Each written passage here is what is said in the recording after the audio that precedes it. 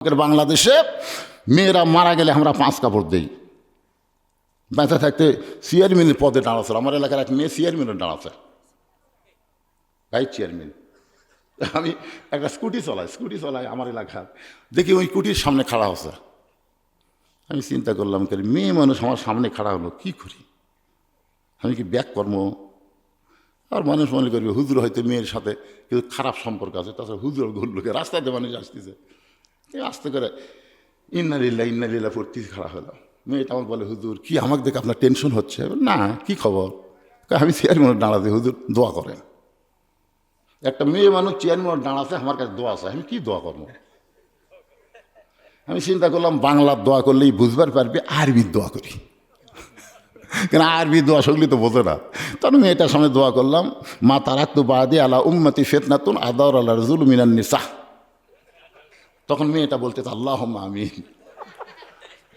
যাই হোক, স্কুটি নিয়ে চলে গেছে। কিছুক্ষণ পরে মেয়েটা আবার আছে, হুজুর আপনি যে আরবি দোয়া করলেন এর বাংলা কি? পাগলি, দোয়া তো করছি রে, আবার বাংলা কি? না হুজুর, জনগণ যদি শুনবার চাই, আমি যদি বলি হুজুর আমার জন্য দোয়া করছে, যদি আরবি করলো বাংলা কি? তখন আমি তো ধরা খাওয়ার পথে। আমি বললাম, মা আল্লাহ রাসূল বলেছেন আমার পরে আমার উম্মতের জন্যে, রাসূল বলেছেন আমি না, রাসূল বলেছেন আমার পরে আমার উম্মতের জন্যে সবচাইতে বড় বিপদ হলো পুরুষ মানুষের জন্যে নারী চেয়ারম্যান হওয়া। আর আল্লাহ কোরআনে বলেছেন, আর রেজালু কাওয়ামুনা আলান নিসা, মরদ হবে চেয়ারম্যান, মেয়ে হবার পারবি না। পুরুষ থাকবে উপরে, নারী থাকবে। কে আবার এটা আমার কথা? তা আল্লাহর কথার সাথে আপনার একমত না দ্বিমত? সব পুরুষের হাত ধরতেছে, আর মরার পরে 5 কাপড় দিছে। আপনার বলেন তো, মেয়ে মানুষ মরে গেলে পুরুষক দেয় 3টা, মেয়ে দেয় 5টা, 2টা কাপড় মেয়েদেরকে বেশি দেওয়া হয়। আপনারা জানেন এই 2 কাপড় কোন জাকাত বান্ধে? শোনেন, পুরুষের মতোই কিন্তু মেয়েদের 3 কাপড় দেওয়া হয়। 3 কাপড় দেওয়ার পরে 2টা কাপড় মেয়েদেরকে বেশি দেওয়া হয়। একটা কাপড় হলো সিনা বাঁধ, আর একটা হলো মাথা বাঁধ। তো মরার পরে মেয়েটার মাথা কাপড় দিয়ে বান্ধিছে, আর জেতা অবস্থায় ওই মেয়ে মানুষটা চুল বেচা খাচ্ছে। বলেন তোর ফতুয়া কি? আপনাকে হাত লাল কি মেয়েরা চুল বেচা না? মরদ মানুষ বুঝবার পারতেছে না, খালি প্যারাশুট কিনে দিচ্ছেন, প্যারাশুট খালি জুঁই তেল খেলে দিচ্ছেন। ওরা যে কি অকাম করতেছে জানেন? 1 টাকা কাঁচা 1 টাকার ওজনে চুল দিলে 200-250 টাকা দেয়, এতই চুলের দাম। আপনাকে গ্রাম তো চুল কিনে না, কিনে কথা কর না কেন আপনারা? হায় হায়, এখন চুল দিতে সামান্য একটু কম হচ্ছে। তো ফেরওয়ালা বলতেছে, ভাবি 200 টাকা হচ্ছে না তো একটু? তখন 1 সপ্তাহ চুল বাড়ে, তাও হলো না। তো তাহলে ভাই একটু দেরি করেন, ওই বাড়ির যা মুড়া চিরুনি লিয়া, যে চিরুনি দিয়ে মাথার দিকে চুল খেলে কটকট করে চিনি, ওই সেই চিরুনি দিয়ে সমানে হাসে, দেখেন তো ভাই, এখন দেখেন তো ভাই। ফেরওয়ালা লাড়িয়া ছেড়ে, চুল লাড়িয়া ছেড়ে পল্লা দিয়ে বলতেছে, তাও একটু টান টান হোক, আপনি সামনে সপ্তাহ বেশি তুবেন, আজকের মতো 200 নেন। আয় আয়, যে মেয়ে মানুষের চুল পরপুরুষ ফেরওয়ালা লাইডা ছেড়ে কিনলো, আর মরার পরে ওর মাথার কাপড় বেঁধে লাভ আছে? কথা কন না কেন, কোনো লাভ হবে? 5 কাপড় দেওয়ার পরে আবার মেয়েদের খাটনিটা পর্যন্ত চাদর দিয়ে ঢাকা দিয়েছে, মেয়েটার খাটনিও পর্যন্ত চাদর দিয়ে ঢাকা দিয়েছে। প্রত্যেকটা পুরুষ মানুষ বলতেছে, মেয়েদের মরা লাশ দেখা জায়েজ নাই, মেয়েদের লাশ দেখা জায়েজ নাই। মেয়েদের লাশ যদি দেখা জায়েজ না থাকে, তাহলে জেতা দেখাও জায়েজ। ফেরেশতারা বলতেছে, আল্লাহ এই মেয়েটা যতদিন জীবিত ছিল গোটা হাটলালের সব পুরুষ মানুষ চিনে, কিন্তু আজকে কি হলো, মেয়েটা মরে যাওয়ার পরে 5 কাপড় আবার খাটনি চাদর দিয়ে ঢাকলো। আল্লাহ বলে, ফেরেশতা ওই দেশের নাম হলো বাংলাদেশ, দেশের মেয়েরা বাঁচতে পর্দা করে না, কিন্তু মরার পরে পর্দা করে। আল্লাহ রাসূল নিজের মেয়ের দিকে তাকাইছে, 9 বছরের মেয়ে ফাতেমার দিকে রাসূল তাকায় কাঁদতেছে। ফাতেমা বলে, বাবা কি জন্যে কান্দেন? আল্লাহ রাসূল বলে, ফাতেমা তোমার কি কখনো মনে হয় তোমার বাবা বিশ্ব নবী বলে আল্লাহ তোমাকে জান্নাত দেবে? এই কথা কি তখন কখনো তোমার মনে হয়? ফাতেমা বলতেছে, বাবা আমার সব সময় মনে হয় আমার বাবা বিশ্ব নবী বলে আল্লাহ আমাকে জান্নাত দেবে। রাসূল বলে, ফাতেমা তুই আমার কাছে আয়। ফাতেমার হাতটা নিয়ে নবী চুমো দিয়ে বললেন, চোখের পানি বের করে, ফাতেমা তুই বড় ভুল মনে করছিস মা, তোর বাবা বিশ্ব নবী হওয়ার কারণে আল্লাহ তোকে জান্নাত দেবে না। জান্নাতে যদি যাবার চাও তাহলে জান্নাতের আমল করে জান্নাতে যেতে হবে। যেই বলেছে জান্নাতে যদি যাবার চাও জান্নাতের আমল করে জান্নাতে যাইতে হবে, সঙ্গে সঙ্গে ফাতেমা হাঁটু গেড়ে নবীর সামনে বসে বলে, বাবা জান্নাতে যাইতে গেলে কি আমল করা লাগবে? রাসূল বলে, ফাতেমা রে মেয়েদের জন্য বেশি আমল নামা, মাত্র 4টা আমল করা লাগবে। ঈমান গ্রহণ করার পরে মেয়েদের 1 নম্বর আমল হলো 5 ওয়াক্ত নামাজ আদায় করবা। ও ফাতেমা 24 ঘন্টার মধ্যে 5 বার নামাজ পড়লি নামাজের হক আদায় হয়ে যাবে। ফাতেমা বছরে মাত্র 1 মাস রোজা রাখলে রোজার হক আদায় হয়ে যাবে। ও ফাতেমা বিয়ে শাদী হওয়ার পরে স্বামীর খেদমত করবা, তবে সব সময় স্বামীর খেদমত করা লাগবে না। স্বামী যখন খেদমত চাবে তখন খেদমত করা লাগবে। স্বামী না চাইলে ইচ্ছা করে স্বামীর খেদমত করা যাবে, ইচ্ছা করে করা যাবে না। কেন? অতি ভক্তি। কথা কর না কেন? বুঝতে পারতেছেন না? আমি তো বুঝি। যেদিন আর বউ একটু বেশি ভক্তি করতেছে সেদিন বুঝতে পারছি একটা অন্যায় প্রস্তাব দিবি। আমি তো খেদমত চাচ্ছি না, ওই নিজের থেকে খেদমত করছি। তার মানে কি কবি কিছুক্ষণ পরে আমার বাপের বিরুদ্ধে কবি, মায়ের বিরুদ্ধে কবি। খালি খেয়াল করে থাকবেন, এরা অতি ভক্তি করা মানে চোর। আল্লাহ রাসূল বলেছেন, ফাতেমা স্বামী যদি খেদমত চাই তাহলে স্বামীর খেদমত করবা, ইচ্ছা করে স্বামীর খেদমত করবা না। স্বামী যদি চাই তাহলে খেদমত করবা। ও ফাতেমা সতীত্বের হেফাজত পর্দা করা, এই পর্দাটা সব সময় ফরজ। এই পর্দাটা রাসূল তার মেয়েকে বলতেছে সতীত্বের হেফাজত পর্দা করা, এর কোনো ওয়াক্ত নেই। ওয়াক্ত নেই, ওয়াক্ত মানে কি? সময়। পর্দার কোনো সময় নাই যে বুড়ি বয়সে পর্দা ফরজ। আমার রাসূল বলে, ফাতেমা পর্দা তুমি সব সময় করবে। সঙ্গে সঙ্গে ফাতেমার কাছে একটা ওড়না ছিল, ওই ওড়নাটা মাথার উপরে দিয়ে বললেন, বাবা এখন দেখেন তোমার পর্দা হয়েছে কিনা। আল্লাহ নবী বলেন, ফাতেমা এইভাবেই পর্দা করো। ফাতেমা বললেন, বাবা আপনাকে সাক্ষী রেখে আল্লাহর কাছে ওয়াদা করলাম, এই মুহূর্ত থেকে আমি ফাতেমা পর্দার ভিতরে ঢুকে গেলাম।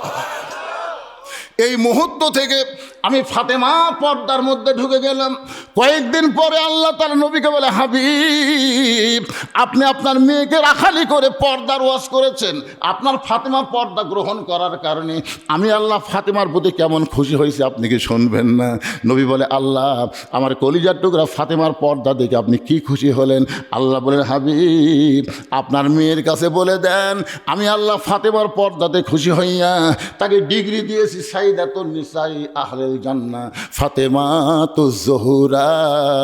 ফাতেমা শুধু ফাতেমা নয়, ফাতেমা হলো জান্নাতি নারীদের নেত্রী।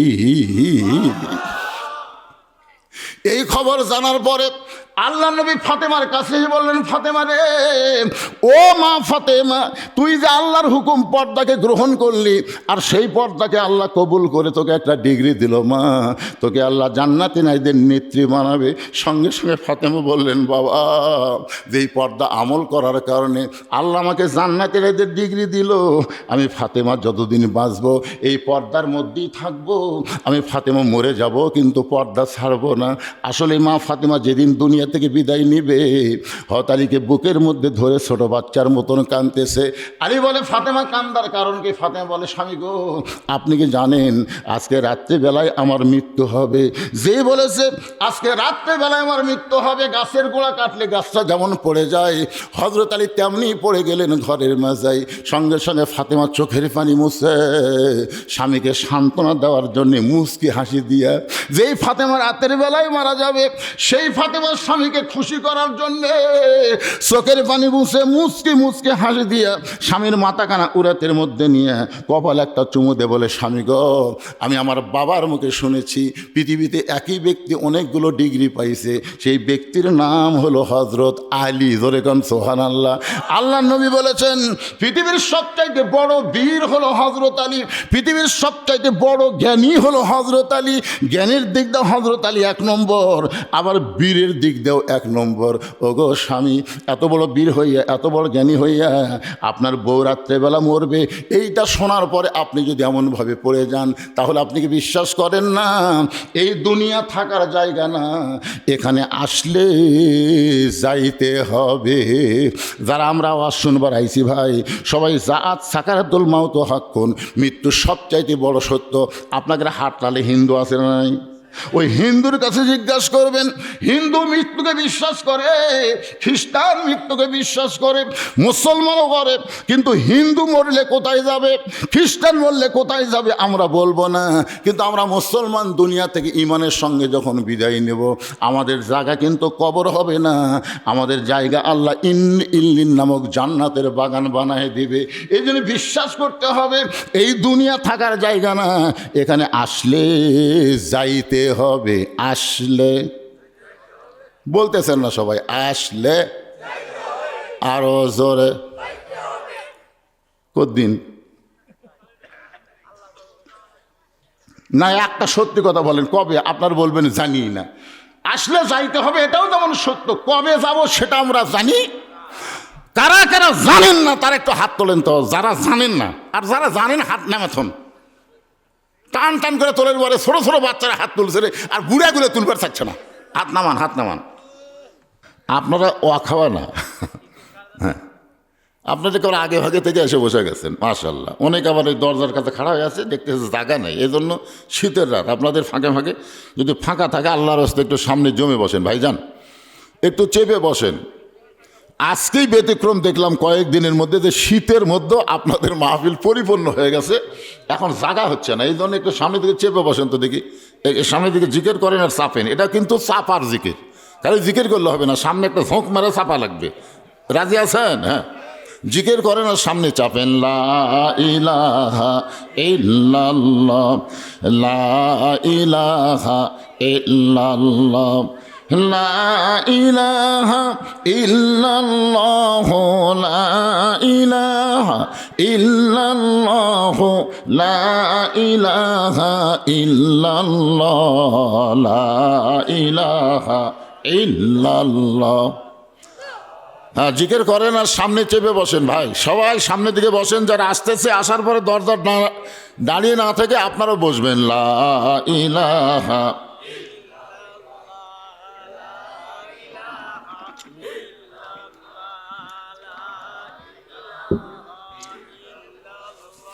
লা ইলাহা ইল্লাল্লাহু মুহাম্মাদুর রাসূলুল্লাহ সাল্লাল্লাহু আলাইহি ওয়াসাল্লাম। আমরা আল্লাহর প্রশংসা এই কারণে বেশি বেশি করব, ভাগ্য গুণে আমরা একজন নবী নেতা পাইছি। সুবহানাল্লাহ বলেন।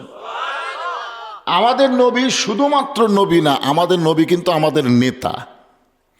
আজকে বাংলাদেশে একজন নেত্রী মারা গেল, জোরেগণ কি মারা গেল? নেত্রী। আসলে মেয়ে মানুষের মধ্যে নেত্রী হওয়ার কথা কোরআন হাদিসের কোনো জায়গাতে নাই। মানে ইসলামে নেতা আছে কিন্তু নেত্রী নেই। আমার কথা বুঝলেন? ইসলামে কি আছে? নেতা আছে কিন্তু নেত্রী নাই, এটা ডাইরেক্ট কথা। আল্লাহ রাসূল বুখারী শরীফের হাদিসে বলেছেন, মা তারাকতু বাদি আলা উম্মতি ফিতনাতুন আদর আল্লাহ রাসূল মিনান নিসা, রাওয়াহুল বুখারী কিতাবুল ফিতান। তো একজন দেশনেত্রী এই দুনিয়া থেকে বিদায় হয়ে চলে গেছে। আপনারা জানেন না, যাকে আমরা কি বলি আপসহীন, আপসহীন একজন নেত্রী ছিল, তিনি আজকে সকাল 6টায় দুনিয়া থেকে বিদায় হয়ে গেছে। বিদায় নেওয়ার কারণে সর্বদলের মানুষ, সব দলের মানুষ কিন্তু বাংলাদেশে তার জন্য আফসোস করতেছে। আমি চিন্তা করে দেখলাম, হাসিনা পলে গেল, কারো আফসোস নেই। না না, চিন্তা করার দরকার আছে তো, দুটাই তো নেত্রী, একটা পলালো আর একটা দুনিয়ার থেকে বিদায় নিল। বিদায় নেওয়ার পরে সবাই আফসোস করতেছে, দোয়া করতেছে। এটার পিছনে কিছু কারণ আছে, সে কারণটা আমি ওয়াজের ফাঁকে কোরআনের আয়াত দিয়ে আপনাদের বলবো। তবে যেটা বলতেছি, আমাদেরকে আল্লাহ একজন নবী দিয়েছেন, এবং শুধু নবী না, তিনি হলেন আমাদের নেতা। এই যে আমরা দরুদ শরীফ পড়লাম না, আপনারা পড়ছেন? দরুদ শরীফ পড়ছেন? আল্লাহুম্মা সাল্লি আলা সাইয়্যিদিনা মুহাম্মদ, কি বললেন? মাওলানা মুহাম্মদ। আমাদের নবী শুধু আমাদের নবী না, আমাদের নবী হলেন আমাদের নেতা। আল্লাহ রাসূল বলেছেন, কোনো ব্যক্তি সারা জীবন যদি পাপ করে, কোনো ব্যক্তি সারা জীবন যদি পাপ করে আর মৃত্যুর সময় ঈমান নিয়ে যদি কবরে আসতে পারে, আমি রাসূল ওয়াদা দিয়া দিলাম, তাকে সঙ্গে না নিয়ে আমি জান্নাতে যাব না। কি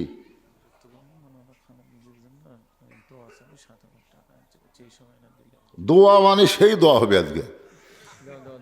আমি তো ফেসবুকে কমপক্ষে 10 বার পোস্ট করছি তার দোয়ার জন্যে। দোয়া তো হবেই। তো মোশাররফ ভাইয়ের পক্ষে থেকে আছে নাকি? হ্যাঁ, আজকের যিনি প্রধান অতিথি উনি তো বুঝতেছেন তিনি আর নাই, চলে গেছেন ঢাকায়। আগামীকাল দুপুরে বেগম জিয়ার জানাজা হবে এবং দাফন হবে। তার জন্য দোয়া চাইয়া এখানে আজকে 7,000 টাকা দান করা হচ্ছে। আমরা সবাই তো আখের মোনাজাতে দোয়া করব। এখন সবাই দোয়া করি, আল্লাহ তাআলা এই মরহুমাকে জান্নাতি হিসাবে কবুল করুক। সকলে বলে আমিন, জোরে বলে আল্লাহুম্মা আমিন। দিয়ে দিছে? আচ্ছা ঠিক আছে বাবা। আর কোনো কথা আছে? আচ্ছা ঠিক আছে। তো এখন আমরা যাকে নবী এবং নেতা শুধু বলবো না, মেনে নিব। নবী হিসাবে মানি তো? মানি না? নবী হিসাবে কিন্তু মানি, কিন্তু নেতা হিসাবে একটু চিন্তা আছে। নবীর প্রতি দরুদ পড়ি, নবীরে সালাম করি মিলাদের ভিতরে, কিন্তু নবীর সমাজ গড়ার কাজে অনেকের দ্বন্দ্ব মনে বাজে।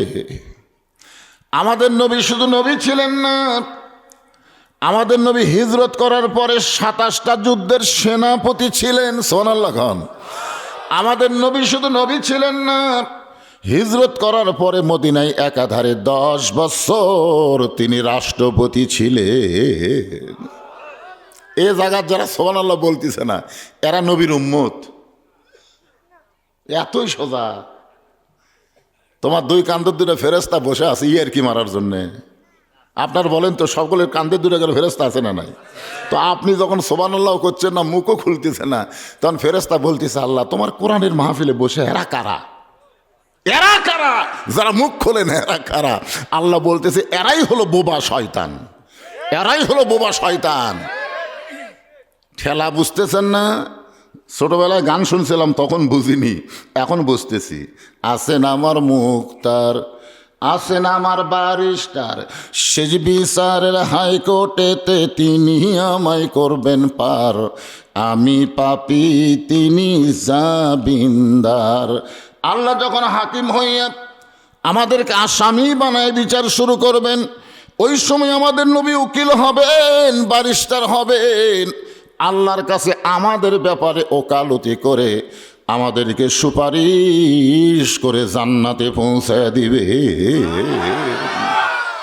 এমন একজন নবীর উম্মত হওয়াতে খুশি না বেজার? তাহলে জবান খুলে আরেকবার বলি আলহামদুলিল্লাহ। এখন যে কোরআন থেকে আপনারা আলোচনা শুনবেন, এই কোরআন সম্পর্কে আমাদের একটা ধারণা থাকা দরকার। এই কোরআনের মধ্যে কোনো সন্দেহ আছে? আল্লাহ কোরআনের প্রথমেই বললেন, জালিকাল কিতাবু লা রাইবা ফীহি হুদাল লিল মুত্তাকিন। এই কোরআনের মধ্যে কোনোই সন্দেহ নেই। এই কোরআন পাইকারি হারে হাটলালের সবাইকে হেদায়েত দিবে না। বাড়ির থাকলে মেলাত ঘুরলে কোরআন তাদেরকে হেদায়েত দিবে না। আল্লাহ বলেছেন হুদাল্লিল মুত্তাকিন, কেবলমাত্র মুত্তাকি বান্দা বান্দি যারা আল্লাহর কোরআন থেকে হেদায়েত পাবে তারা। কি বুঝলেন? সবাই যদি হেদায়েত পেত তাহলে আল্লাহ বলতেন হুদাল্লিন নাস। এই কোরআন সমস্ত মানুষকে হেদায়েত দিবে, কিন্তু আল্লাহ হুদাল্লিন নাস না বলে হুদাল্লিল মুত্তাকিন বলে আল্লাহ এখানে পক্ষপাতিত্ব করে বললেন থেকে সবাই হেদায়েত পাবে না, কেবলমাত্র মুত্তাকি বান্দা বান্দি যারা আল্লাহর কোরআন থেকে হেদায়েত পাবে তারা। আপনাদের বাড়ি নাই? বাড়ি থাকতে পারতেন না আপনারা? আপনাদের কি ল্যাব তোষক কিছুই নাই? তো সেইগুলো বাদ দিয়ে খেলের মধ্যে বলছেন কেন? কুসুমের জন্যে? আরামের বাড়ি, আরামের ঘুমকে বাদ দিয়ে, ল্যাপটসকের মায়াকে লাথি দিয়ে, সাধারণ খেরের উপর বসে, মাটিতে বসে যারা কোরআনের আলোচনা শুনবে এরাই হলো মুত্তাকি। জোরে কোন সুবহানাল্লাহ। এরাই মুত্তাকি। মুত্তাকির এক নম্বর গুণ কি, এক নম্বর বৈশিষ্ট্য কি? মুত্তাকির এক নম্বর বৈশিষ্ট্য হলো আল্লাযীনা ইউমিনুনা বিল গায়ব, এরা অদৃশ্যকে বিশ্বাস করবে। কোনোদিন আল্লাহকে দেখে নাই, ওই আল্লাহর সাক্ষী দিবে, ওই আল্লাহরই সাক্ষী দিবে। নামাজের মধ্যে আত্মাহিয়াতু পড়তে এক সময় আপনারা এভাবে আঙ্গুল তোলেন না? এটা কি? আশহাদু আল্লা ইলাহা, হ্যাঁ, আশহাদু আল্লা ইলাহা ইল্লাল্লাহ। তো ফেরেশতারা বলতেছে আল্লাহ এরা তো আপনাকে কোনোদিন দেখেনি, এরা তো কোনোদিন আপনাকে দেখে নাই, তো এইভাবে আঙ্গুল তুলে আপনার সাক্ষী দেয়, এদের খবর কি? আল্লাহ বলতেছে এরা যত বড়ই পাপী হোক না কেন, আশহাদু আল্লাহ ইলাহা ইল্লাল্লাহ বলে আমাকে সাক্ষী দেওয়া মাত্রই এরা জান্নাতি। জান্নাতে যাইতে 1000 বছরের আমল লাগে না, একটা স্বীকারোক্তি বান্দা বান্দিকে জান্নাত পর্যন্ত পৌঁছায় দেয়। জানেন আপনারা? 1000 বছর। এখনই নামাজ পড়ছে, আসরের নামাজ পড়ে জমির ধান দেখবার গেছে, কপালত নামাজের দাগি আছে, ধুলাও ভরে আছে, এখনো মসেই নেই। জমির ধান দেখবার যায়, দেখে উপর জমির পানি চলমল করতেছে, নিচে আর জমির পানি নেই। এবার চারিদিকে তাকাছে, এভাবে চারিদিকে তাকে দেখে কেউ নেই, কেউ নাই। আস্তে করে বসে বিসমিল্লাহ কয়ে আল কাটছে। আল কাটার সময় কিন্তু খালি আল কাটেনি, বিসমিল্লাহ কয়ে আল কাটছে। আবার ওই পানি দিয়ে হাত ধুইয়া ও আবার দাঁড়ায় চারিদিকে তাকায় বলতেছে আলহামদুলিল্লাহ কেউ দেখেনি। আপনার বলেন তো এই নামাজি কিন্তু মুত্তাকি না, ও নামাজি কিন্তু অদৃশ্যের প্রতি বিশ্বাস স্থাপন করে নাই। আপনার বলেন তো কেউ না দেখলেও কে দেখতেছে? দুই কান্দের দুটা ফেরেশতাকে আপনারা কোনদিন দেখছেন? তোমার দুই কান্দে দুই মোহরি, লিখিতেছেন ডায়েরি, দলিল দেখে রায় দিবে, টাকা পয়সার নাই কারবার। কিরামান কাতিবিনা ইয়ালামুনা মা তাফআলুন। আচ্ছা, এই যে দুই একজন যে আল্লাহু আকবার কন আর বাদ বাকি কন না, এটা তো বিপদ হয়ে গেল রে। না, কোরআনের আয়াত তেলাওয়াত শুনলে ঈমান বাড়ে না কমে? তো ঈমান বাড়ার লক্ষণ কি শয়তানের কাছে থোয়া না দূরে সরে দেওয়া? তো দূরে সরে দেওয়ার জন্যে সবচাইতে বড় ওষুধের নাম কি? হ্যাঁ, বুঝতে পারতেছেন না? আল্লাহ রাসূলকে তাকবীর দিবার হুকুম করছে, অরব্বাকা ফাকাব্বির। আল্লাহ নবীকে তাকবীর দেওয়ার হুকুম দিছে, আর নবীর উম্মত হয়ে তাকবীর দিতে লজ্জা লাগে। কত স্লোগান মারতেছে, জালো জালো। স্লোগানের ফার্স্ট টু লাস্ট পর্যন্ত আপনার শুনবেন, একটা বারও ভুলেও আর আল্লাহ আকবার কয় না। কেউ যদি আল্লাহ আকবার কয় আর ঘাট ধরে গায়, তুই কোন দল করিস, তুই কোন দল করিস রে? আমাকে দলের তো আল্লাহ আকবার নাই। তা আমি বুঝবার পারছি আপনারা সেই দলের লোক, এই জন্য আল্লাহ আকবার আসতেছে না। শোনেন, যে দল করেন, মসজিদের বাহিরে মানুষ 14 দল 20 দল করে না, কিন্তু মসজিদের মধ্যে ঢোকার পরে কয় কাতার? এ কথা কন না কেন, কয় কাতার? আপনারা কি 3,000 টাকা দিবেন? মাশাআল্লাহ, এই কি রে টাকা দিয়ে দৌড় মারে এরা, কিন্তু বুঝি না। দোয়ালাও হাত যাও। 3 জন ছোট বাচ্চার হাতে 3,000 টাকা দান করছে। টাকা কে দিতে আমরা জানি না, এরা কি কামাই করে পারে? কিন্তু এরকে হাত দেয়া অভ্যাস করাচ্ছে, আমরা মরে গেলেও এরা দান করবে।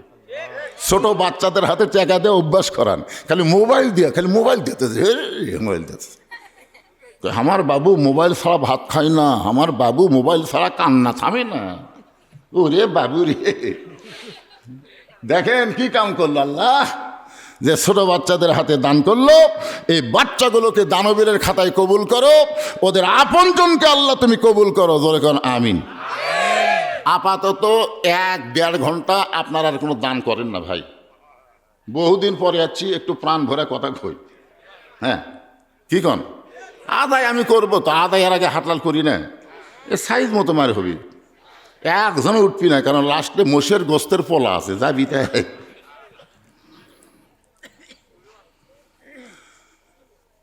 একটু মনোযোগ দিয়ে শোনেন যে আল্লাহর কোরআন, যে কোরআন থেকে আমরা তাফসীর শুনবো, সেই কোরআনটা আসলে কি, এটা আপনাদেরকে এখন আমি বুঝাইতেছি। তাহলে মুত্তাকির বৈশিষ্ট্য হলো, তোমার 2 কান্দে 2 মুহুরি লিখিতেছেন ডায়েরি। কোনোদিন ফেরেশতাকে দেখি নাই, এরপরও বিশ্বাস করা লাগবে। যদি প্রত্যেকটা মুসলমান অদৃশ্যকে বিশ্বাস করে, তার দ্বারা কোনো অন্যায় কাজ হবে। রাত 11টার সময় যুবক ছেলে মোবাইল হাতত নিয়ে চিন্তা করতেছে, বাপ মাও তো ঘুমিয়ে গেছে, দরজা জানলাও লাগা দিছে। এখন শীতের রাত্রে কম্বলের মধ্যে যে মনে করতেছে কেউ তো চেতন নেই, এই সুযোগে মোবাইল খালি চলাবি না, মোবাইলের মধ্যে যে অশ্লীল ওই ভিডিও দেখবার যাচ্ছে। ও যদি বিশ্বাস করতো যে কেউ না দেখলো আল্লাহ দেখতেছে, কেউ না লেখলেও 2 কান্দের ফেরেশতা লিখতেছে, বলেন তো ওর দ্বারা কোনো অন্যায় হবে? এই জন্য মুত্তাকির 1 নম্বর বৈশিষ্ট্য হলো আল্লাযীনা ইউমিনুনা বিল গায়ব, অদৃশ্যের প্রতি বিশ্বাস স্থাপন করা লাগবে। এখন আসেন মুত্তাকি সম্পর্কে আল্লাহ তাআলা কি বললেন, ইয়া আইয়ুহাল্লাযীনা আমানু, যারা আমাকে বিশ্বাস স্থাপন করেছ। মুত্তাকির 1 নম্বর গুণ হচ্ছে আত্তাকুল্লাহ। আত্তাকুল্লাহ, ভয় করতে হবে কাকে? বর্তমান বাংলাদেশে যেই সমাজ চলতেছে, যে মানুষের সংবিধান চলতেছে, এই সংবিধানে আমরা ভয় করতেছি কাকে? বর্তমানে আল্লাহ ভয় করতেছেন? আপনাকে এই নন্দীগ্রাম মডেল মসজিদে আপনি একদিন জোহরের নামাজ পড়বেন, নিয়ত করেছেন সামনে কাতারে। এখন মসজিদের দরজা যা পায়ের দিকে খেয়াল করে দেখেন 3000 টাকার জুতে। এখন আপনি বলেন তো, আল্লাহর ভয়ে 3000 টাকার জুতের দরজা থুয়ে আপনি সামনে কাতারে নামাজ পড়তে পারবেন? কথা কয় না রে বা। আপনি আল্লাহর ভয় করলেন, আল্লাহ তোমার ভয়ে আমি জুতার দরজা থুলাম, জুতার দরজা থুয়ে আমি সামনে কাতারে তোমার ভয়ে নামাজ পড়বো। এর নিয়তে আল্লাহর ভয়ে লোকটা জুতিয়া থুয়া মসজিদের মধ্যে গিয়ে আল্লাহর ভয়ে নামাজ শুরু করছে, কিন্তু সালাম ফিরে বের হয়ে দেখে সবার জুতে আছে, অর্ডা নাই। তখন বলতেছে, ভাই তোর কে জুতে আছে, আমারটা নাই কেন? আরে পাগলা, আমরা কি জুতা এখানে থুছিলাম তাই? আমরা জুতা লেগে মসজিদের মধ্যে থুছি রে। তোকে তাহলে তোরা কার ভয়ে জুতা হাততলে মসজিদের মধ্যে? চোরের ভয়। আমি তো করছি আল্লাহর ভয়। আরে বর্তমান পরিবেশে আল্লাহর ভয় চলে? যে পরিবেশ বর্তমানে মানুষের তৈরি আইন দ্বারা সমাজ রাষ্ট্র চলে, এই পরিবেশে আল্লাহর ভয় চলবে না। আল্লাহর ভয় করবার গেলে আল্লাহর পরিবেশ লাগবে। ধরে বলেন, কার পরিবেশ লাগবে? আল্লাহর পরিবেশ তৈরি করতে গেলে মানুষের কোনো আইন চলবে না, আমার আল্লাহর কোরআনের আইন চালু করা লাগবে। শুধু কোরআন শুনলে হবে না, এই কোরআনের আইন দা বাংলাদেশ চলুক। কারা কারা চান? আল্লাহকে একটু হাত দেখান তো দেখি। যারা হাত একটু বেঁকা তেনে করে তুলবেন, সব কিন্তু ভিডিও হচ্ছে, টান টান করে তোলেন। লিল্লাহে তাকবীর, হাত নামান। আল কোরআনের আলো সংসদে ঝালো, কোরআন হাদিস যেখানে, দুনিয়ার মুসলমান লিল্লাহে তাকবীর। আমি যেটা বলতে চাইছিলাম মনে নাই, সেটা হলো মসজিদের মধ্যে, মসজিদের বাইরে আপনি 14 দল 20 দল, কিন্তু মুয়াজ্জিন যখন আজান দিল, আজান দেওয়ার পরে সবাই নামাজি। এখন বলেন তো, আপনি মসজিদে কোন দল হয়ে ঢুকতেছেন? আপনি কি দলের নিয়ম মানতেছেন না আল্লাহর হুকুম? তো আল্লাহর হুকুম মানবার যে কোন পাও? শুধু ডান পা দিলে হবে? জবান খুলে একটা দোয়া পড়া লাগবে। দোয়া পড়তেছেন, আল্লাহুম্মা আফতাহ লি আবওয়াব রাহমাতিক। দোয়া পড়ার পরে সবাই মসজিদের মধ্যে গিয়ে দেখতেছেন আওয়ামী লীগ, বিএনপি, জাতীয় পার্টি, জামাত। আপনারা বলেন তো, এক এক দল এক এক কাতার না সব দল এক কাতার? তাহলে মসজিদের মধ্যে ঢুইকা যদি আপনারা 14 দল 20 দল ভাঙ্গে এক কাতার হবার পারেন, কোরআনের মাহফিলে যখন ঢুকবেন তখন 14 দল 20 দল ভাঙ্গে এক দল হওয়া লাগবে। জোরে কোন কথা ঠিক কিনা? আপনি এখান থেকে বাইরে যায় যা করেন করেন, কিন্তু এর ভিতরে যতক্ষণ আছেন আপনি কি কোরআনের সাথে থাকবেন না কোরআনের বিরুদ্ধে যাবেন? কোরআনের সাথে থাকলে একটু হোঁহা করা লাগবে ভাইজান, কি করবেন? হতে পারে আজকের মাহফিল আমাদের জীবনের শেষ মাহফিল, এরকম গ্যারান্টি দিবারই পারলেন না যে আমার বাড়ি সবচাইতে কাছে, আমি ওয়াজ শেষ করে বাড়িতে যাব, এরকম গ্যারান্টি যখন দিবার পারেন না, তাহলে আর মানুষের দল আমরা করব না, আমরা আল্লাহর দল করার নিয়ত নিয়েই আলোচনা শুনবো ইনশাআল্লাহ। একটু মনোযোগ দিয়ে শুনবেন। আত্মাকুল্লব এই ডিগ্রি অর্জন করতে গেলে মানুষের তৈরি আইন দেওয়া হবে না, এই ডিগ্রি অর্জন করতে গেলে আল্লাহর কোরআন লাগবে।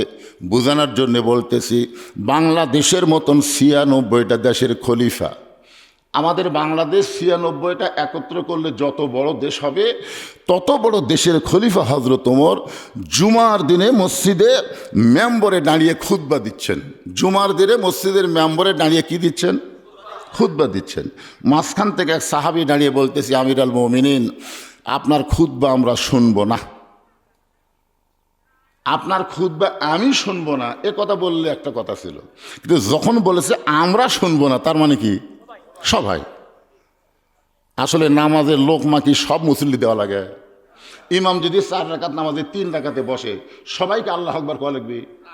একজন আল্লাহ আকবার বললেই ইমাম বুঝবার পরে আমি ঠিক নেই, ঠিক কেনা বলেন? লোকমা দেওয়া মানে কি আমি ঠিক নাই, কেন আমি মনে হয় ভুল বসেছি, লাভ দিয়ে উঠছে।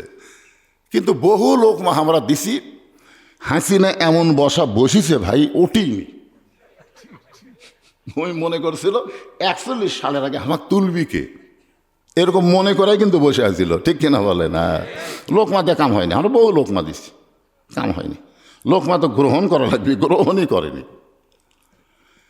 এখন হযরত ওমর যখন খুতবা দিচ্ছেন, হাজার হাজার সাহাবীদের মধ্য থেকে একজন দাঁড়িয়ে বলে, আমির আল মুমিনিন, আপনার খুতবা আমরা শুনবো না।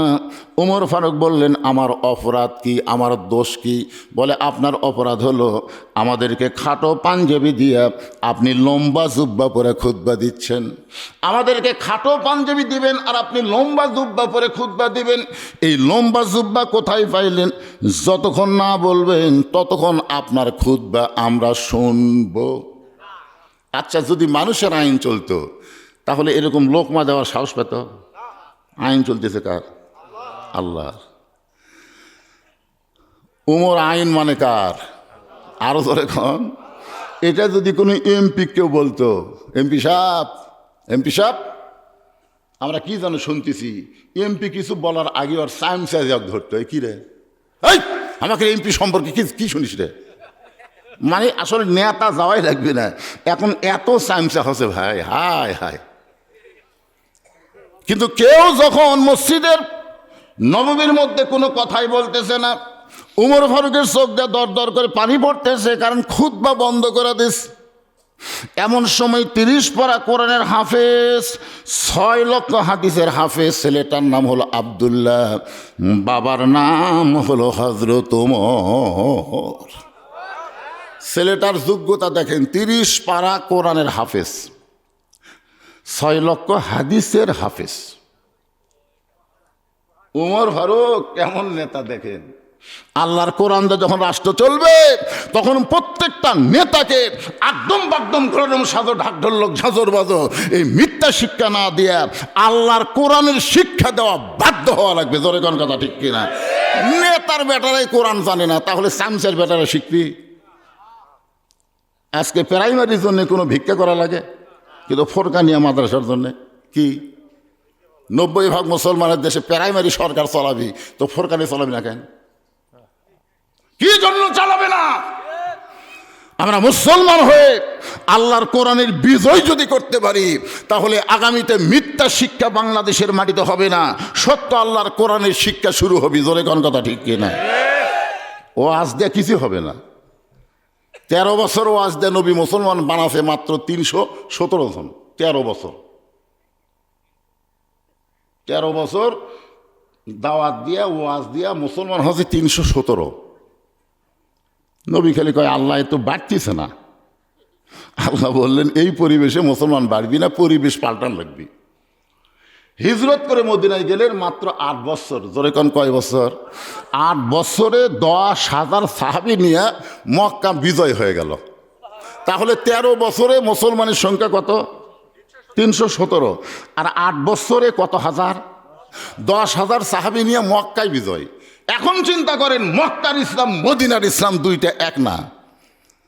স্বাধীনতার পর থেকে এ পর্যন্ত বাংলাদেশে মক্কার ইসলাম চলেছে। আগামী ফেব্রুয়ারির 12 তারিখের পরে এই বাংলাদেশে মদিনার ইসলাম চালাতে হবে। জোরে কোন কথা ঠিক কিনা কথা বলেন? এই কাড়ু বাড়ু করে নামাজ পড়ান যাবি না, হাত পাও ধরে নামাজ পড়ান যাবি না। বাপ নামাজ পড়ে, বেটা নামাজ পড়ে না, দাদা নামাজ পড়ে, লাতি মেলার মধ্যে ঘরে কি? তুমি যদি মুসলমান দাবি করো, তোমাকে হাত পাও ধরে কারুবারু করে অনুরোধ করে নামাজ পড়ান যাবে না। নামাজ কায়েমের বিল যখন সংসদে পাস হবে, তুই পড়বি না, তোর বাপ পর্যন্ত পড়বি। জোরে কোন কথা ঠিক না? পড়বি না, খালি গিরাই গিরাই বাড়ি ফাড়ালে ওই পড়া মাত্র বাপও পড়বি। ভাই হ্যাঁ, কি অবস্থা! জুমার দিনে মুসল্লি হয়, ফজরত হয় না। আপনি জানেন 1 কোটি জুম্মের নামাজ যদি একদিকে দেওয়া হয়, আর একদিনের ফজর যদি অন্য পাল্লায় দেওয়া হয়, 1 কোটি জুমার চাইতে একটা ফজরের নামাজের ওজন বেশি হবে। জুম্মার দিনে সবার শেষে আসতেছে, আগে বার হয়ে যাচ্ছে, আল্লাহর সাথে ঠাট্টা করবার আসতেছে। তুমি জানো জুমার নামাজের ফরজ কি? জুমার নামাজের ফরজ হলো ইজানু দিয়ালিস সালাতি মিন ইয়াউমিল জুমআ ফাসআউ ইলা যিকরিল্লাহ। জুমার নামাজের আজান যখন মুয়াজ্জিন দিবে, আজান শোনার সঙ্গে সঙ্গে দৌড়ে দৌড়ে মসজিদে আসা লাগবে, ঢিলা ঢালা হাঁটে হাঁটে আসা যাবে। তো জুমার দিনে ফরজ কি? আজান শোনার সাথে সাথে। আর আসতেছে কখন? সবার শেষে আসতেছে, পুরার স্যান্ডেল পাওয়ার দিয়ে নতুনের কাছে থসে। আবার যাবার সময় সবার আগে নতুন পাওয়ার দিয়ে রওনা দিছে। ধরা পড়লে বলবে বদল হসে ভাই, বদল হসে ভাই। কে বদলের সাইজ নাই? তুই জীবনে নতুন থুয়ে তো পুরাতন পাওয়ার দিলি না। তুই যতবারই বদল ততবারই পুরাতন থুয়ে নতুন পাওয়ার দিয়ে। আসলে এরা নামাজি না। এদের সম্পর্কে আল্লাহ কোরআনে বলেছেন, ফাওয়াইলুল লিল মুসাল্লিন আল্লাযীনা হুম আন সালাতিহিম সাহুন আল্লাযীনা হুম ইরাউন ওয়া ইয়ামনাউনাল মাউন। আব্দুল্লাহ ইবনে উমর বলতেছে, রে নবীর সাহাবীরা, তোমরা খাটো পাঞ্জাবি হলেও তো নতুন কাপড় পরে নামাজ পড়তে আইছো, কিন্তু আমার দিকে তাকায় দেখো, আমার পরনে নতুন কোনো কাপড় নেই। তোমরা খাটো পাঞ্জাবি হলেও তো নতুন পোশাক পরে নামাজ পড়তে আইছো, কিন্তু আমার দিকে তাকায় দেখো, আমার পরে নতুন কোনো কাপড় নাই। এমন সময় অর্থমন্ত্রী ওসমান গনি দাঁড়িয়ে গেছে। উমর ফারুক যখন মদিনার খলিফা ছিলেন, ওই সময় অর্থমন্ত্রী হলেন ওসমান গনি। জোরে কান সুবহানাল্লাহ। ওসমান গনি দাঁড়িয়ে বলতেছে, আব্দুল্লাহ, আজকে জুমার দিনে সবাই নতুন পোশাক পরে নামাজ পড়তে আইছে, তুমি পুরাতন কাপড় পরলে কেন? আব্দুল্লাহ বলতেছে, আমি যদি আজকে নতুন কাপড় পরতাম তাহলে আমার বাবার জুব্বা লম্বা হতো না। বুঝতে পারছেন?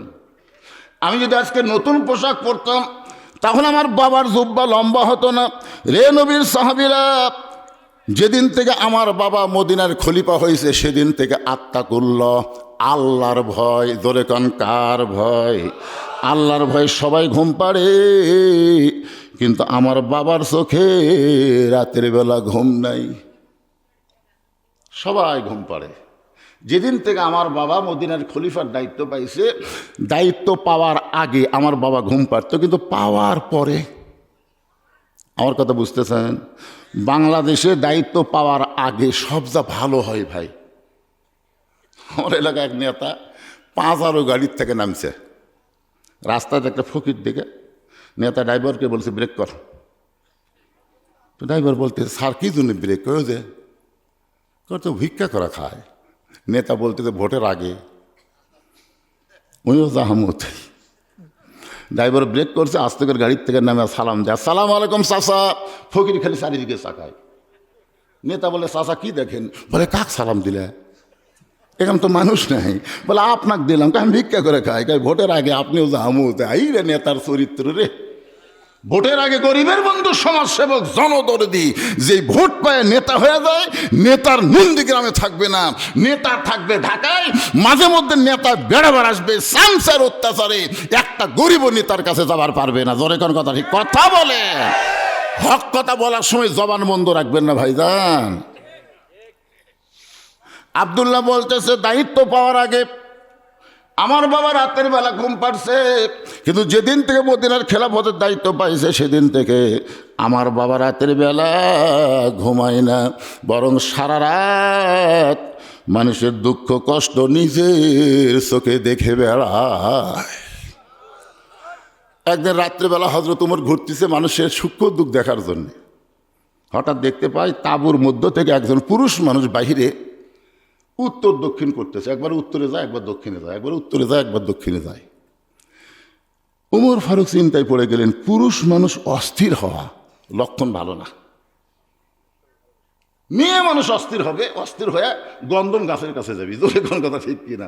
মেয়ে মানুষ অস্থির, কে এই গাছত যাওয়ার নিষেধ করলো কেন? আল্লাহ কেন ওই গাছত যাওয়ার নিষেধ করলো? তখন থেকে মেয়ে মানুষ অস্থির হয়ে গেল। শয়তান দেখলো মেয়েরা যখন অস্থির হবে এক ধোকা দিতে কোনো সমস্যা নাই, কিন্তু আদম তো অস্থির হয়নি। পুরুষ মানুষ অস্থির হওয়া যাবে না, স্থির থাকা লাগবে। জোরে কোন কথা ঠিক কিনা? ওমর ফারুক চিন্তাত পড়ে গেলেন, একটা পুরুষ মানুষ তাঁবুর বাহিরে এরকম ঘুরতেছে, উত্তরে যায়, দক্ষিণে যায়। ওমর ফারুক তাকে স্থির করার জন্য সালাম দিলেন, আসসালামু আলাইকুম ইয়া আব্দুল্লাহ। রে আল্লাহর বান্দা, তোমার প্রতি আল্লাহর রহমত বর্ষিত হোক। লোকটা সালামের উত্তর দেয় না। ওমর ফারুক বললেন, আসসালামু আলাইকুম ইয়া আখি। আসসালামু আলাইকুম ইয়া আখি। লোকটা সালামের উত্তর দেয় না। ওমর ফারুক বললেন, আসসালামু আলাইকুম। এরপরেও লোকটা যখন সালামের উত্তর দেয় না, ওমর ফারুক এবার চিন্তা করতেছে, হয়তো লোকটা কানে শোনে না, যার কারণে আমার সালামের উত্তর দিচ্ছে না। এবার সালামের সাথে হাত তুলছে, আসসালামু আলাইকুম। সঙ্গে সঙ্গে লোকটা বলে, এই মিয়া, খালি বারবার আমাকে সালাম দাও। তুমি এতবার আমার সালাম দাও, তুমি কি জানো আমি কি বিপদের মধ্যে আছি? তুমি সালাম দেওয়া দোয়া করো, কিন্তু দোয়া তো আমার জন্য কবুল হচ্ছে না। পৃথিবীর সবচাইতে বড় দোয়া হলো সালামের ভিতরে। সুবহানাল্লাহ কোন দেখেন। আপনি যখন কোনো গোরস্থানের পাশ দিয়ে যাবেন, আপনাকে দোয়া করার কথা বলা হয়েছে, সালামের কথা বলা হয়েছে। যদিও তারা সালামের উত্তর দিবার পারবে না, এরপরে সবচাইতে বড় দোয়া হলো সালাম দেওয়া। আপনারা কি কবরের পার্শ্ব দিয়ে যাওয়ার সময় সালাম দেন? আসসালামু আলাইকুম ইয়া আহলাল কুবুর। লোকটা যেই বলছে, এই মিয়া খালি বারবার সালাম দাও, তুমি যতই সালাম দাও আমার উপর গজব চলতেছে। ওমর ফারুক বললেন, ভাই কি গজব? লোকটা বলতেছে, আমার বাড়ি হলো অমুক এলাকায়, গভীর রাতে আমার গর্ভবতী বউকে নিয়ে আমি অমুক এলাকায় যাচ্ছি। কারণ ওমর ফারুক যখন রাষ্ট্র চালায় তখন আল্লাহর কোরআন দিয়ে রাষ্ট্র চললে দিনও যা রাতও তাই। জোরে কান সুবহানাল্লাহ। ওই লোকটা কার সামনে বলতেছে? ওমর ফারুকের সামনেই বলতেছে। ওমর ফারুক যখন আল্লাহর কোরআন দিয়ে রাষ্ট্র চলায় তখন দিনও যা রাতও তাই। কোরআন দিয়ে যখন বাংলাদেশ চলবে তখন দিন যেমন হবে রাতটাও তেমন হয়ে যাবে। আজকে আমরা দিনত মশান ভালোই মারতেছি, কিন্তু রাত্রে চিন্তা করি, কে রে এটা উমরপুর হয়ে নামুট হয়ে যাব, তাহলে আমার বাড়ি খুবই কাছে। মানে উমরপুর নামুট হয়ে গেলে হাটকড়ির মধ্যে দিয়ে আমার বাড়ি খুবই কাছে। কিন্তু আমার মন বলতেছে নামুটের ওই পারে ডাকাত আছে। আয় আয়, আমি আর ভয় ওই দিকে যাচ্ছি না ভাই। আমি যাচ্ছি বগুড়া হইয়া ঘুরিয়া ঘুরে, তা রেলগেটে যাওয়ার পারতেছি না, কারণ কচুরের পরে ডাকাত। আমাকে আবার ওই দিক দিয়ে ঘুরিয়ে ঘুরিয়ে যে রাস্তার ডাকাত নেই ওই রাস্তা দিয়ে কি কি রাস্তা তো তেল তেলা রে। কিন্তু সেদিন ষোড়শী নির্জন পথে যাবে, কোনো জন কটু কথা কবে না, পথে আর প্রান্তরে সম্পদের মোহে পড়ে খুন আর রাহাজানি হবে না। সবাই বলেন যদি মেনে চলি কোরআন, সবাই বলেন যদি মেনে চলি কোরআন আর রাসূলের বিধান, সকলেই শান্তিতে থাকবে। বাংলার আকাশে কলেমার পতাকা সেদিন দুলবে। লোকটা বলতে হযরত ওমর যখন কোরআন দিয়ে রাষ্ট্র চালায় তখন দিনও যারা তো তাই আমার গর্ভবতী বউকে নিয়ে রাতের বেলা আমি অমুক এলাকায় যাওয়ার নিয়ত করেছি, কিন্তু মাঝ রাস্তায় আমার বউয়ের যখন প্রসব বেদনা শুরু হয়ে গেল, আমি তখন তাঁবু টাঙ্গায়া আমার বউটাকে তাঁবুর মধ্যে রাইকে আমি বাহিরে ঘুরতেছি, কারণ এত বড় বিপদ আমি সামলাই কেমনি। আমার বউটা গর্ভবতী, প্রসব বেদনায় কাঁদতেছে, আমি এখন কি করব? উত্তরে যাই দক্ষিণে যাই, আর তুমি খালি মিয়া সালাম দাও।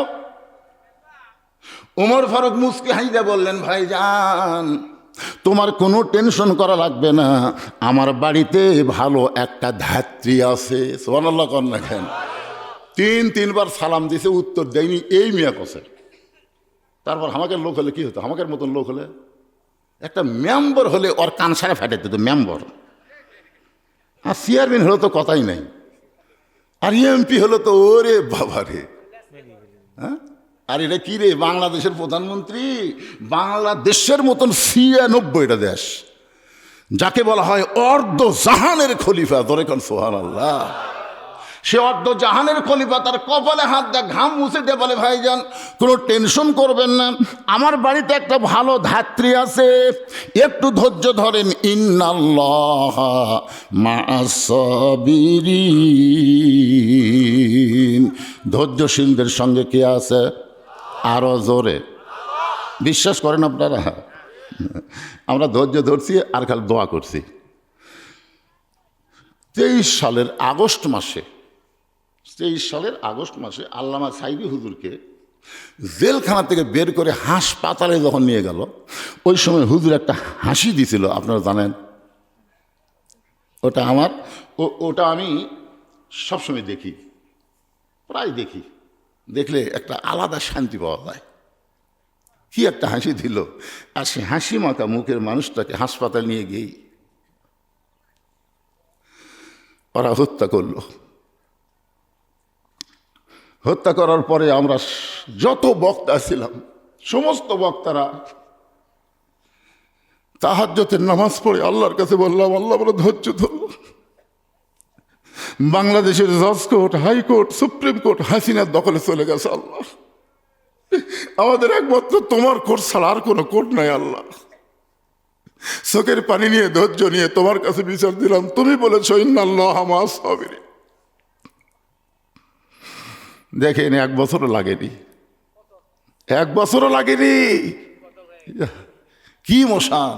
41 সালের আগে আমার নামাই খেয়ে 24 সালের 5ই আগস্ট এই যে ধৈর্যের সঙ্গে মোকাবিলা, আল্লাহর কাছে চোখের পানি না কাদা, আল্লাহ ব্যথা দেয়নি। এই জন্য ধৈর্যের দরকার আছে না নাই? জোরে কোন আছে না নাই?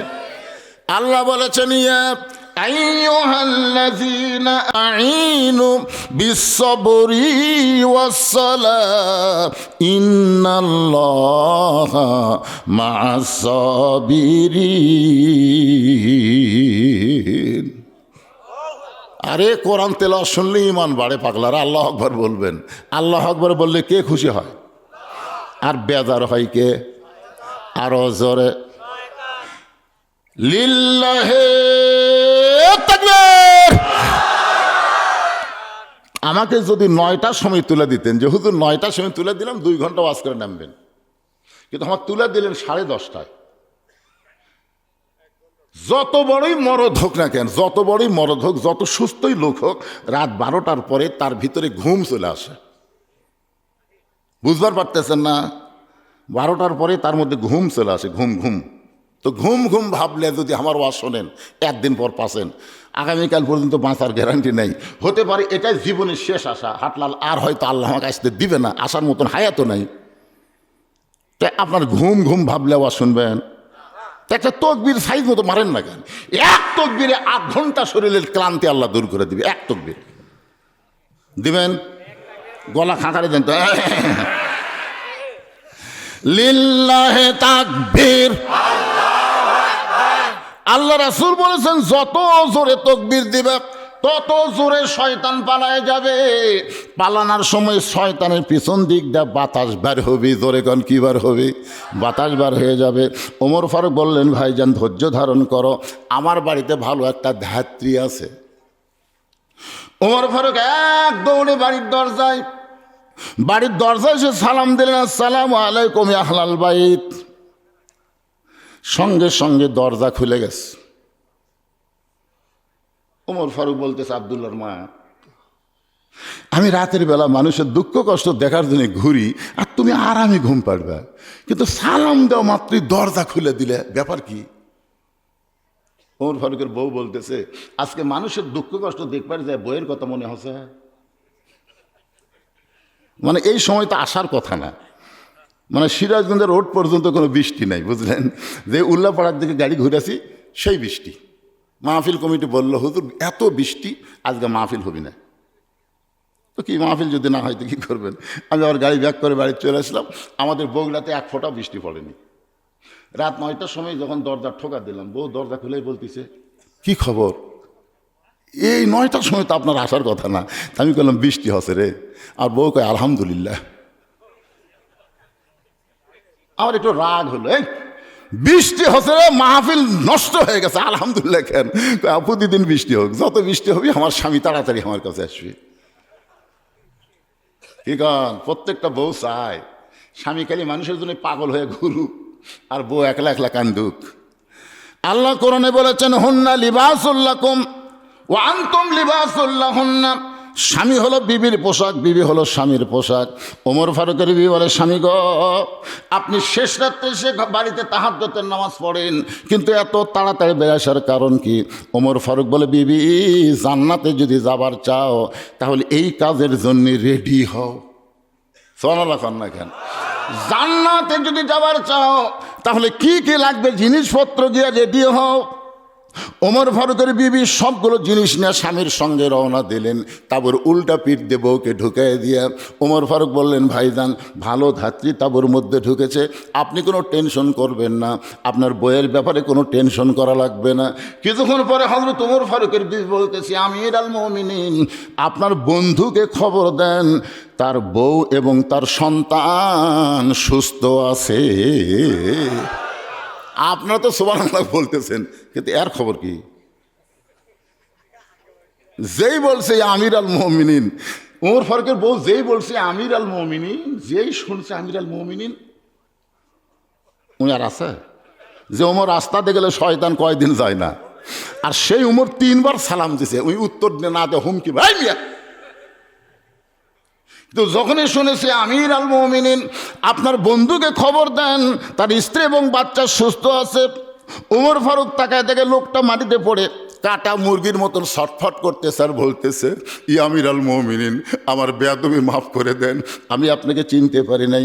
ওমর ফারুক বুকের মধ্যে জড়ে ধরে বলতেছে, ভাইজান তুমি দোয়া করো আল্লাহ যেন জাহান্নামের আগুন থেকে আমাকে বাঁচায় দেয়, কেন আত্মা করলাম আমার কলিজায় এত ভয়, আমি দায়িত্ব নেওয়ার পরে কোনো মানুষ যেন কষ্ট না পায়। আব্দুল্লাহ বলতেছে, রে নবীর সাহাবীরা, তোমরা সবাই যখন ঘুমায় থাকো তখন আমার বাবা চুপি চুপি চুপি চুপি আমার ঘরের দরজায় গিয়ে ডাক দেয়, আব্দুল্লাহ আব্দুল্লাহ বলে। আমি দরজা করে তাকায় দেখি বাবার হাতে একটা পাঞ্জাবি। আমি খুশি হয়ে বললাম, বাবা আপনি জানেন না, বাইতুল মাল থেকে আমার একটা পাঞ্জাবি দিছে, আপনি গভীর রাত্রে আর একটা দিবে রাইছেন। সঙ্গে সঙ্গে হযরত ওমর আল্লাহর কোরআন থেকে তেলাওয়াত করতেছেন, ইন্নাল্লাহা ইয়ামুরুকুম আন তুআদ্দুল আমানাতি ইলা আহলিহা ওয়া ইযা হাকামতুম বাইনান নাস আন তাহকুমু বিল আদল। আল্লাহু আকবার। যে আব্দুল্লাহ বলতেছে, আপনি জানেন না, বাইতুল মাল থেকে আমাকে একটা পাঞ্জাবি দিয়েছে বাবা, আপনি আর একটা দিবে রাখছেন। নেতার বেটার মধ্যে লাভ আছে, দুটা পাওয়া যায়। ওমর ফারুক কোরআনে আয়াত বললেন, আব্দুল্লাহ রে, হে তুই কি মনে করছিস, তুই কি মনে করছিস যে একটা পাঞ্জাবি পাইছিস আমি আর একটা দিবে রাইছি? ওয়াইজা হাকামতুম বাইনান নাস আন তাহকুমু বিল আদল। আল্লাহর কোরআন দিয়ে যখন রাষ্ট্র চলবে তখন হাকিম ইচ্ছামতো আইন প্রণয়ন করবে না, আল্লাহর আইন অনুযায়ী হাকিমকে রায় দেওয়া লাগবে। জোরে কোন কথা ঠিক কিনা? আলাইসাল্লাহু বিআহকামিল হাকিমিন। সবচাইতে বড় হাকিমের নাম কি? 15.5 বছর আমাদের বাংলাদেশের অবস্থা কি আমার ওয়াজের মধ্যে আপনারা শুনছেন। 6 বছর ন্যাংরা আমের চাষ করছে বগুড়াতেই। 6 বছর পরে জ্যৈষ্ঠ মাসে দেখতে পারে গাছ আমের সাইজ কি, পাকছে টাকছে দেখি, দেখে গাছের ডালে বসে এক বাচ্চা আম পাড়তিছে আর ব্যাগের মধ্যে তুলতিছে। বাগানের মালিক কয়, কে রে? আমার পরিবারে কেউ আম খাইনি, আমি নিজেও খাইনি, আর তুই আমার গাছে তোর আম পাড়তেছিস, তোর বাপক যা বিচার দেবো রে, তোর বাপক বিচার দেবো। ছেলে খালি মুচকি মুচকি হাসে। বাগানের মালিক বলে, হাসিস কেন? বলে, আমার বাপক কোথায় খুঁজবার যাবেন? আমার বাবাও আর এক গাছ চড়ছে। ওই দেখেন বাগানের মালিক তাকায় দেখে ওর বাপ খালি আম পাড়ে আর বস্তা ভরায়, গাছের নিচে বসে কান্দার বলে, আল্লাহ বিচার দিমু কার কাছে? বেটাও সোর, বাপও সোর। 15.5 বছর আমাদের বাংলাদেশে বিচার দেওয়ার কোনো জায়গা ছিল না, সব শালাই চোর। জোরে কথা কর না কেন ভাইজান? ফান্দে পড়িয়া পলক কান্দে রে। আপনাকে সিংড়ার পলক ওই বইয়ের বুদ্ধি শুনে এতই টাকা মারছে ভাই, আর বউ এখন মজা মারতেছে, আর ওই জেলখানাত সবচাইতে অল্প বয়সের একটা জুয়ান মানুষ রে।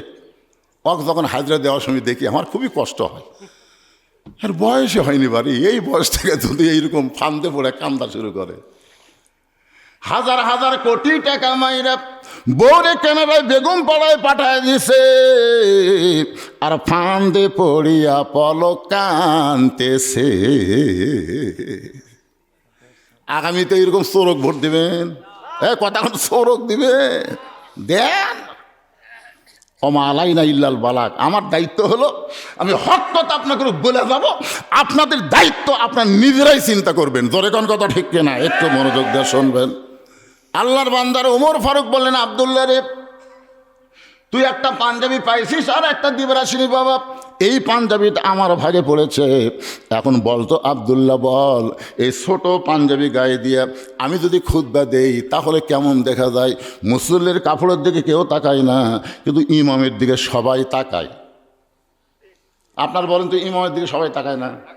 আমাকে একজন ফতুয়া আছে, হুজুর ইমামের দাড়ি যদি এক মুষ্টির নিচে হয় তার পিছনে নামাজ হবে? আমি বললাম, কে রে ভাই, তুমি ইমামের দাড়ি কী দিয়ে মাপলে? তুমি তো বললে এক মুষ্টির নিচে, এটা তুমি কীভাবে বুঝলে? হুজুর ইমাম যখন খুতবা দিচ্ছিল না, তখন আমি দূর থেকে মুঠ দিয়ে মাপিছি হুজুর। আমার মুঠ ইমামের দাড়ি খুব দেখেছি টান টান করলে একটু ছোটই হয়। আমি বললাম, তোমার দাড়ি? আমার দাড়ি নাই, তাই বলে হুজুরের থাকা লাগবে না? আপনারা বলেন তো, যেই দেশের মানুষেরা ইমামের দাড়ি মুঠ দিয়ে লাফে, সেই দেশের দাড়িমো চাঁচা মানুষকে যদি কেউ জাতীয় ইমাম কয়, এটা মানা যাবে? কেউ যদি কয় জাতীয় ইমাম, এর মানা যাবে না তো। জাতীয় ইমাম হবার গেলে তার চেহারার মধ্যে ইমামতির চিহ্ন থাকার দরকার আছে না নাই? ওমর ফারুক বলে, আব্দুল্লাহ রে, তোর পাঞ্জাবিটা আমাকে একটু দান করা দে বাবা। তোর পাঞ্জাবি আমার পাঞ্জাবি একত্র করে আমি একটু লম্বা জুব্বা বানায় নামাজ পড়াবার চাই। আব্দুল্লাহ বলে, গভীর রাতে বাবার চোখের পানির দিকে খেয়াল করে আমার নতুন পাঞ্জাবি বাবাকে দান করে দিলাম। দান করার পরে বাবার পিছনে পিছনে আমি রওনা দিলাম। বাবা ঘরের মধ্যে ঢুকে দরজা বন্ধ করে তার পাঞ্জাবি আমার পাঞ্জাবি একত্র করে বাবা সারা রাত এই লম্বা জুব্বা বানায়া আজকে জুমার দিনে সেই লম্বা জুব্বা বানায় খুতবা দেয়। এখন বলো, খুতবা শোনা যায় কি না যায়? সমস্ত সাহাবীরা চিল্লায় বলে, আল্লাহর কোরআন দিয়ে যখন রাষ্ট্র চলবে, এমন মুত্তাকি ভালো মানুষকেই মুসলমান নেতা হিসাবে দেখতে পাবে।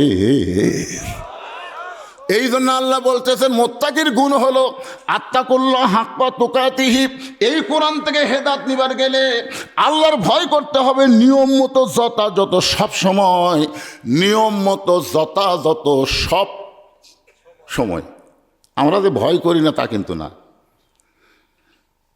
এতদিন ঘুষের চাকরি করছে, ঘুষের চাকরি যখন শেষ হয়ে গেছে, বুঝলেন, চাকরি রিটায়ার করছে, তখন আল্লাহর ভয়ে কান দিচ্ছে মসজিদে যে, আল্লাহ আল্লাহ আমি আর জীবনে ঘুষ খাবো না, আল্লাহ আল্লাহ তোমার ভয়ে তওবা করতেছি, আল্লাহ আমি আর জীবনে ঘুষ খাবো না। আপনার বলেন, তোর চাকরি আসা তো, চাকরি যখন নাই তখন আল্লাহর ভয়ে কান দিয়ে কোনো কাম হবে? যৌবন বয়সে কোনোদিন মসজিদে যায়নি, এই বুড়া বয়সে সিয়ারলে মসজিদত গেছে। আপনি খোঁজলে দেখেন অধিকাংশ সিয়ার পার্টি যৌবনকালে নামাজ পড়েনি। আপনার খোঁজলে আমার এলাকাতে দূরবীনটা খুঁজে দেখছি ভাই, যারা সিয়ারত নামাজ পড়ে যখন হচ্ছে চামড়া ঢিল আল্লাহর সাথে দিছে মিল, আর আগে কিন্তু মিল দেয়নি। যখন মিল দিবার গেছে তখন থেকে হাঁটুর বল বিয়ারিং সব জাম মারছে, বুঝলেন? মিল দিবার গেছে এগুলো সব জাম মারছে। যেই শ্যালো মেশিন চলার না 2-4 বছর বসে থাকার পরে একবার স্টার্ট দিয়ে দেখেন তো কি হয়।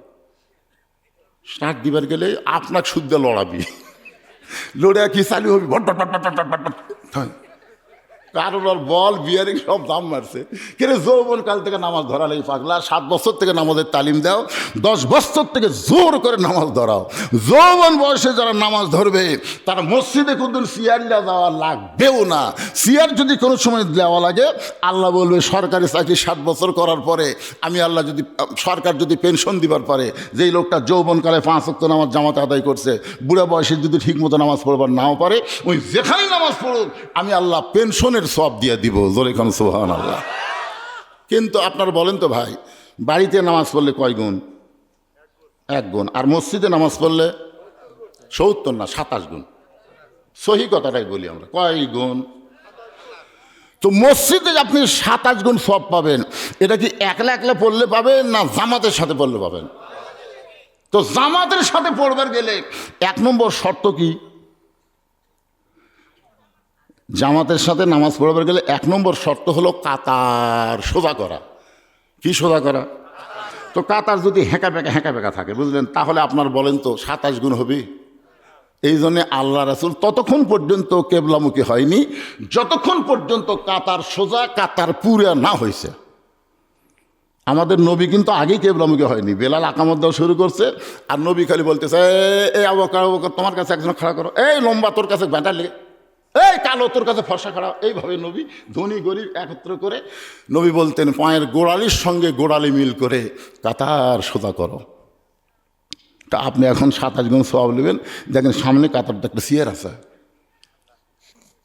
আপনি যদি 27 গুণ লিবার চান তাহলে ওর গোড়ার সাথে আপনি গোড়ালি মিলবি না, আস্তে করে সিয়ার দ্বিতীয় কাতারে থম, যে আমরা 27 গুণ নেবো, সিয়ার থমো না দ্বিতীয় কাতারে। দ্বিতীয় কাতারের লোকেরা বলতে তো আমরাও তো 27 গুণের আশা পাচ্ছি, সিয়ার থমো না, তৃতীয় কাতারে দিছে। তৃতীয় কাতারের মুসলিকে আমরা আবার কি?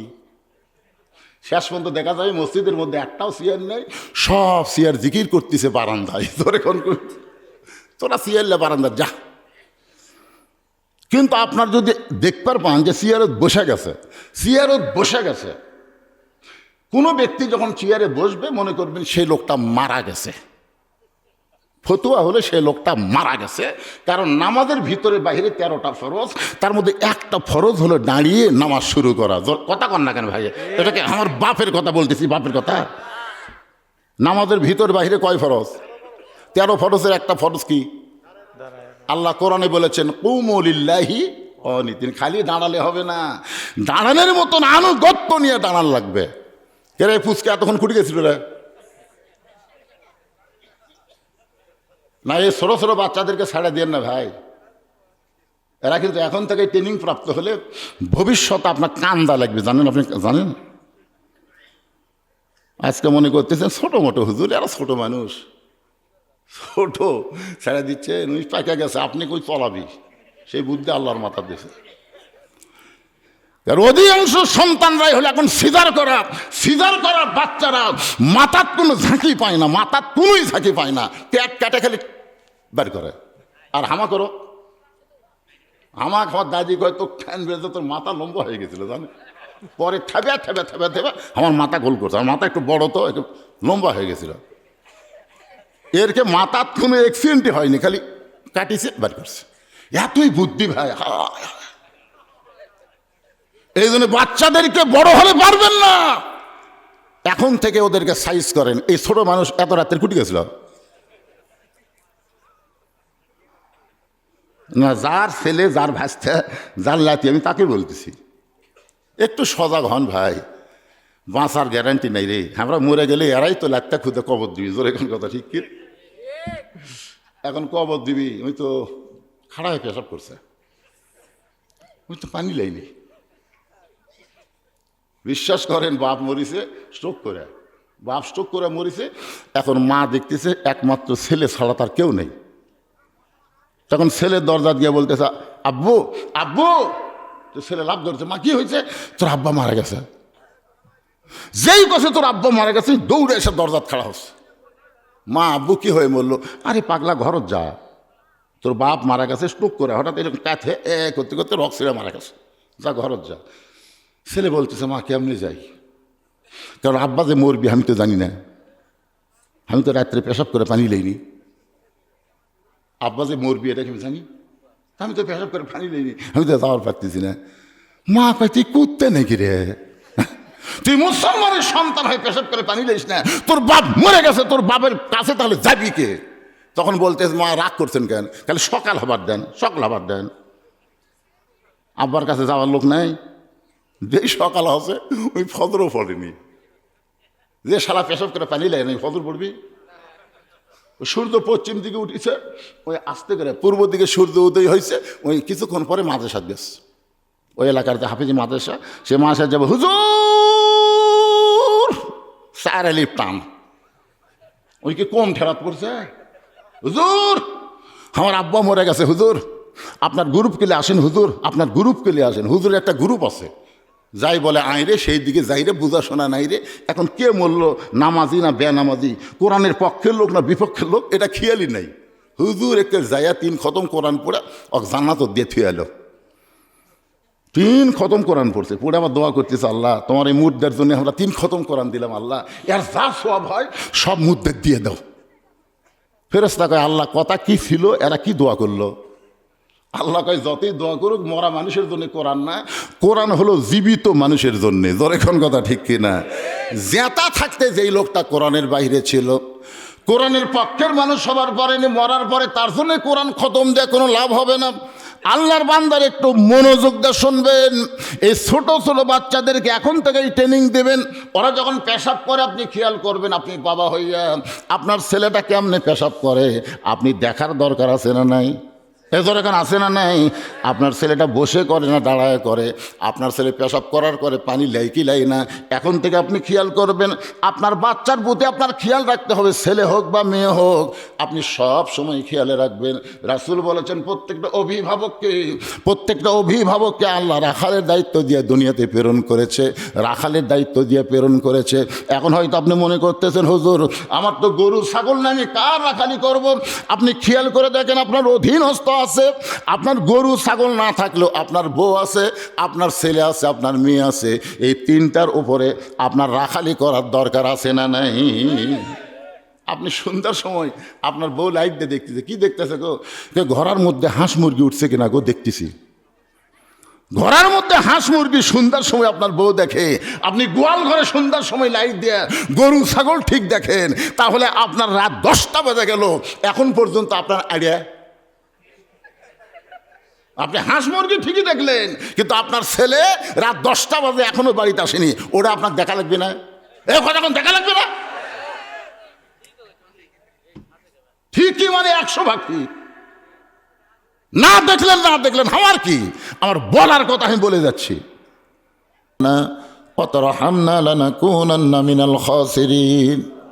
আয় আল্লাহ তাআলা, তোমার বান্দা বান্দিরা আরামের বাড়ি ঘুমকে বাদ দিয়া তোমার মহব্বত কলিজার মধ্যে নিয়ে এই জান্নাতের বাগানে কঠিন শীতের মধ্যে বসে বসে দীর্ঘ সময় কোরআন হাদিস আলোচনা শোনার শেষে আমি গুনাহগারের সঙ্গে রহমতের দরজায় ফকির হয়ে দোকানে হাত তুলেছি।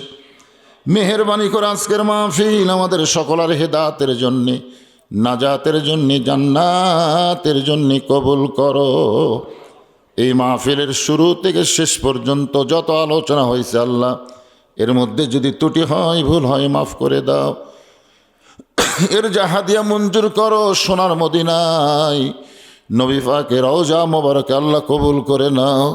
তামাম আম্বিয়াই কেরাম, আসহাবে কেরাম, তাবিনী কেরাম, তাবা তাবিনী কেরাম, তামাম পৃথিবীর মাটির নিচে যত মুমিন আসে আছে আল্লাহ, সকল আরো আফরে হাদিয়া কবুল করো। আল্লাহ তাআলা এই হাটলাল গ্রামে যত মুর্দা কবরে আছে আল্লাহ, সব কবরকে জান্নাতের টুকরা বানাও। বিশেষ করে আমার মিতাজি বজলুর রশিদ, কতদিন আমরা একসঙ্গে মাহফিল করেছি। আল্লাহ আজকে সে আর দুনিয়াতে নাই, তার জন্য দোয়া করি আল্লাহ তার কবরকে জান্নাতের টুকরা কবুল করে নাও। মাবুদ, কত আগে থেকে তোমার এই গ্রামে, তোমার এই বান্দা বান্দিদের গ্রামে ওয়াজ করতেছি, কত চলে গেছে কবরে। আজকে আসি ঠিকই, কিন্তু তাদের সোনামুখ আর দেখতে পাই না। আল্লাহ সকলের কবরে যাওয়ার মতন সময় আমার হয় না। আজকে হাজার হাজার মানুষ নিয়ে তোমার দরবার আজ করি। এই হাটলাল গ্রামে যারা কবরের মধ্যে ছাইত, তাদের সকল আর কবরকে জান্নাতের টুকরা কবুল করে না। আল্লাহ এই মাদ্রাসাকে কিয়ামত পর্যন্ত কবুল করো। আল্লাহ এই মাদ্রাসাকে কেন্দ্র করে এই মাহফিলকে আল্লাহ তুমি কিয়ামত পর্যন্ত কবুল করে নাও। আল্লাহ তোমার মাদ্রাসা মাহফিলকে কেন্দ্র করে হাজার হাজার টাকা দান করেছে, এমনকি গামছার মধ্যেও 10টা টাকা হলেও যারা দান করলো, সব দানগুলো জান্নাতের বিনিময় হিসাবে কবুল করে নাও। মাবুদ, আমরা যারা হাত তুলেছি, আমাদের মধ্যে জনম দুঃখনি মা যাদের কবরে চলে গেছে, ছোট্ট একটা শব্দ হলো মা, এই নামের মধ্যে কি মধু আছে। যাদের মা নাই তারাই বুঝতেছে। এই দরদের মা যাদের কবরে গেছে, আল্লাহ মেহেরবানি করে মায়ের কবরকে জান্নাতের টুকরা বানায় দাও। বাবার বাড়িঘর সবই আছে, আমরা যারা বাবা হারা ইতিম হয়ে হাত তুলেছি, আল্লাহ মেহেরবানি করে বাবার কবরকে জান্নাতের টুকরা বানিয়ে দাও। আমাদের দাদা দাদি নানা নানি আত্মীয় স্বজন শ্বশুর শাশুড়ি যাদের কবরে গেছে, আল্লাহ কবরবাসীদের মাফ করে দাও। পর্দানিশী মা বোনদেরকে মা ফাতেমার সঙ্গে কবুল করে নাও। আবেদা সালেহা পর্দানিশী কবুল করো। আমি অসুস্থ, আমার মতো অসুস্থ অবস্থায় যারা হাত তুলেছে, আল্লাহ সবাইকে সুস্থতার নিয়ামত দান করে দাও। আল্লাহ বেগম জিয়া দুনিয়া থেকে বিদায় হয়ে গেছে, আল্লাহ তার জন্য প্রাণ খুলে আমরা দোয়া করি। আল্লাহ আগামীকাল তার জানাজা হবে, কবরস্থ হবে। আল্লাহ তার কবরকে জান্নাতের টুকরা কবুল করে জান্নাতের উচ্চ মাকাম তাকে দান করে দাও। মাবুদ, কত মানুষের জানাজার নামাজ আমরা পড়েছি, এই 2 হাত দিয়ে কত কবরে আমরা মাটি দিয়েছি। একদিন আমরা সবাই মরে যাব। যেদিন আমাদের মৃত্যু হবে, দিনটা যেন জুমার দিন হয়, মাসটা রমজান মাস হয়। ইমানের সাথে ইজ্জতের সাথে দুনিয়া থেকে বিদায় নেওয়ার তৌফিক দিয়া দিও। আল্লাহ নতুন কমিটি হয়েছে, আল্লাহ এই কমিটির সভাপতি, সহসভাপতি, সেক্রেটারি, কেশিয়ার সদস্য, আল্লাহ সকলকেই কবুল করো। যারা কষ্ট করে তাবারক পাক করেছে, আল্লাহ তাদের প্রতি তুমি রহম করো। আল্লাহ সকলকে 5 ওয়াক্ত নামাজি হিসাবে কবুল করে নাও।